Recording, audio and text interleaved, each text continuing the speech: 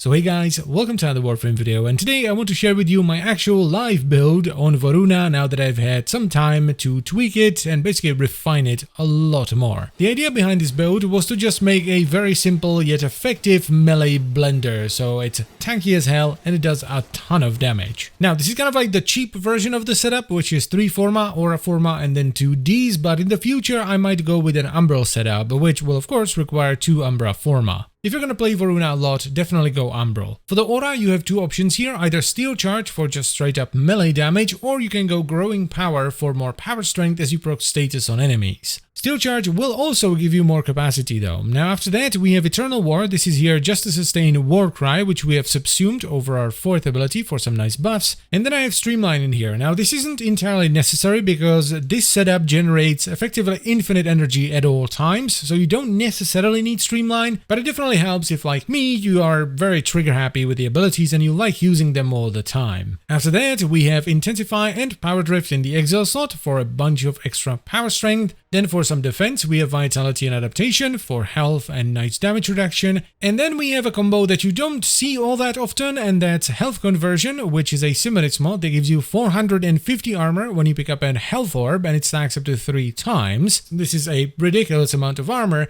And Equilibrium, which makes your Health Orbs restore energy and Energy Orbs restore health. This works really well with Voruna's 3rd ability, which makes enemies skilled in melee drop Health Orbs and enemies skilled with headshots drop Energy Orbs. Now since this build is designed to mostly be melee, we're going to be getting primarily Health Orbs, which will then give us extra armor through Health Conversion and will give us effectively infinite energy generation through Equilibrium. And we're gonna top it all off with Stretch, which gives us a bunch of range, which is very good for our 2nd ability because it means that the status from the initial enemy will spread much farther when we kill them. Now on top of this, I'm running Arcane Grace for some nice healing. However, if you have one of the new arcanes, the one that gives you stacking health when you pick up Health Orbs, use that one instead. Because when you have it ranked up, it should give you enough health so that you can drop Vitality and actually run something else instead. So you can squeeze in more strength or range or efficiency or just run Rolling Guard. And the 2nd arcane I have here is Arcane Strike. No surprise, this just gives you a bunch of extra attack speed for melee weapons. And finally, for the Archon shards, I'm running 2 Power Strength shards, 2 Power Duration shards, and 1 Tau Forged Armor shard. The Armor shard is actually a very nice thing to have because before you get your buffs up and your adaptation stacks up, you're a bit on the squishy side of things. So having some extra base armor is definitely very nice. The way the build works is pretty straightforward. We use the passive from our 2nd ability to get status resistance.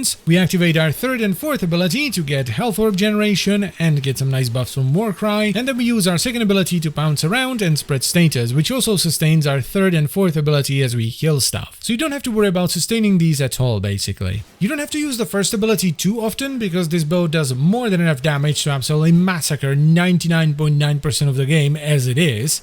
As long as you have a decent melee weapon, of course. But if at some point things go south and you find yourself in a somewhat unfavorable situation and you're taking too much damage, you can quickly use it to get away because it puts you into stealth. Or if you run into a really beefy enemy and you need to massacre them even harder than usual, you can quickly use it to get a nice crit damage buff. All in all, I'm happy with how the build turned out. It's easy, very simple to understand and play, it does good damage, it's tanky as hell, and most importantly, it's really fun. One thing I do want to emphasize here though is that you need a solid melee weapon for this to work, and it works particularly well with weapons that are based around Condition Overload because your 2nd ability procs a bunch of status, giving you close to maximum damage as soon as you pound something. But anyway, that is it for the video, so I thank you very much for watching. As always guys, I hope you've enjoyed the video and found it helpful. I hope you will give this setup a shot because it is really fun, and I'll see you next time. Bye bye.